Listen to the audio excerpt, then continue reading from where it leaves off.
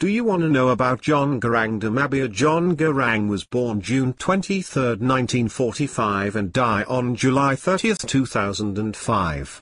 He was a Sudanese politician and leader. From 1983 to 2005, he led the Sudan People's Liberation Army during the Second Sudanese Civil War, and following a peace agreement he briefly served as first vice president of Sudan from January 2005 until he died in a July 2005 helicopter crash. A member of the Dinka ethnic group, Garang was born into a poor family in Buk village in the Upper Nile region of Sudan.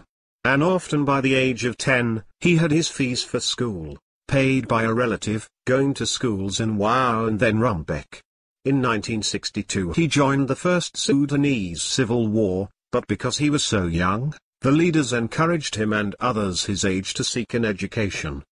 Because of the ongoing fighting, Garang was forced to attend his secondary education in Tanzania.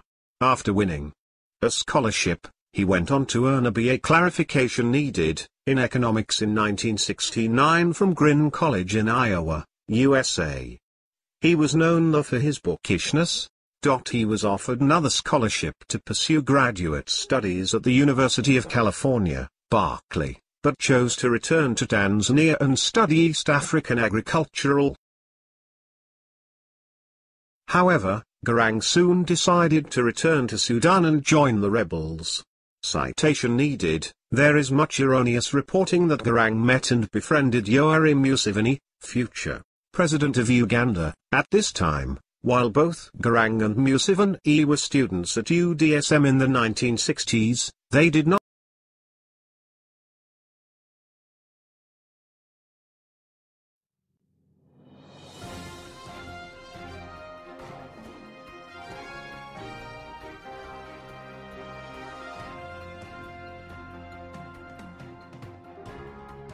Don't just know the name Salva Kiir Mayardit. In the late 1960s, Kiir joined the Nyanya in the First Sudanese Civil War. By the time of the 1972 Addis Ababa Agreement, he was a low-ranking officer. In 1983, when John Garang joined an army mutiny he had been sent to put down, Kiir and other southern leaders joined the rebel Sudan People's Liberation Movement, SPLM, in the Second Civil War. Garang had little military field experience and relied upon the more experienced Nyanya veterans, including Kiir, to actually carry out the ground war. Kiir eventually rose to head the SPLA, the SPLM's military wing. An attempt to remove Kiir from his post as SPLA Chief of Staff in 2004 nearly caused the organization to split. Following the signing of the Comprehensive Peace Agreement formally ending the war in January 2005, which he had helped start, he was appointed Vice President of Southern Sudan. Perhaps significantly, former Southern Sudan President John Garang, like Kiir, was of the Dinka people, though of a different clan. After the death of Garang in a helicopter crash on July 30, 2005, Kiir was chosen to succeed to the post of First Vice President of Sudan and President of Southern Sudan. Kiir is popular among the military wing of the SPLM for his battlefield victories and among the populace for his unambiguous pro-secession stance. Comments by Kiir in October 2009 that the forthcoming independence referendum was a choice between being a second class in your own country or a free person in your independent.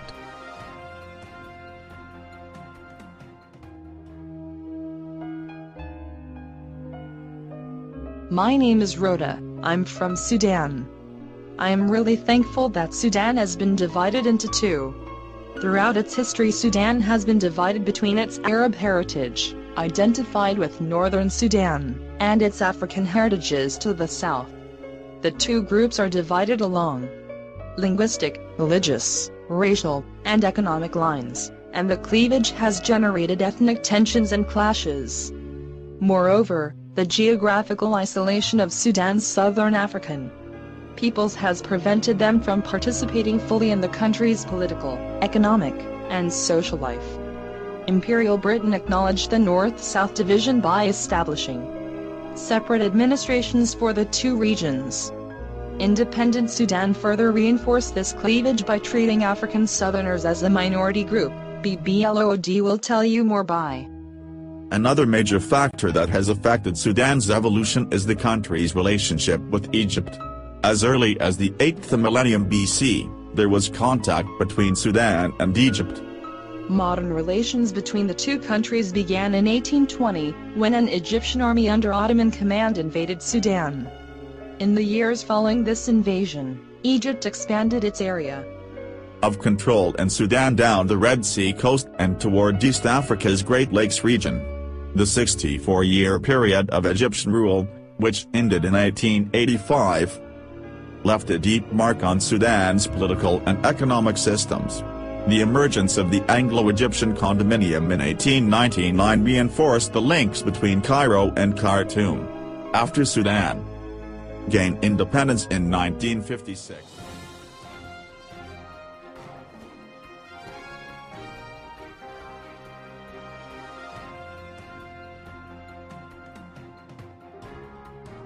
The priority of the people of South Sudan now is to get rid of Salva Kiir's corrupt government. Stability of our nation. Born in July 2011 as a new nation, we face numerous challenges.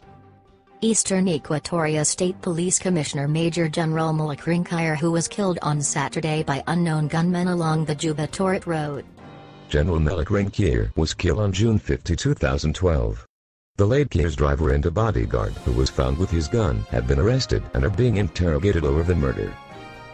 It is reported that gunmen ordered the late Major General Kiir out of his car before spraying him with bullets. The Eastern Equatoria State Governor Brigadier General Louis Labong Lodger has conveyed his heartfelt condolences to the late police boss, family, South Sudan Police Service and state residents.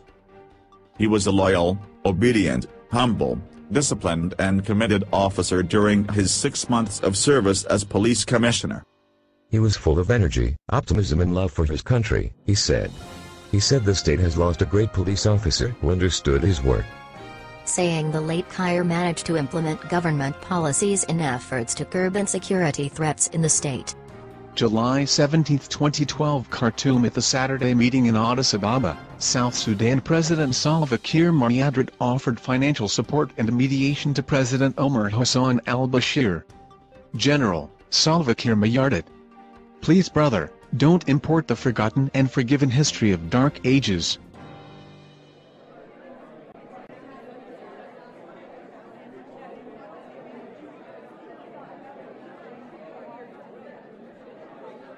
Let me express my bitter inner heart feeling towards my own entire people of Ngok Lual, although others will misquoted me as a good for nothing person who spy out the inner secret of his own house.